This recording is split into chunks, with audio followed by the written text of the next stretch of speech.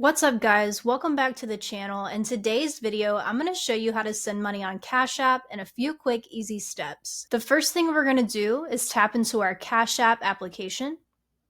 Next, we'll type in the amount of money we would like to send. Next, you'll tap on Pay. Here you can select from your Cash App contacts, or you can type in a cash tag in the To section at the top. You can also add a note for whatever the transaction is for. Next, it'll ask you how you would like to fund your payment. You can choose your cash balance or a card or a bank account associated with this Cash App account, and then you tap on Continue. Next, you'll tap on Pay, and your transaction will be sent. Thanks for watching today's video. I hope this helped you send money on Cash App quickly and easily. If you found this video useful, make sure to give it a thumbs up and don't forget to subscribe for more quick videos like this. Drop a comment below if you have any questions or ideas for future videos. I'd love to hear from you, and I'll see you in the next one.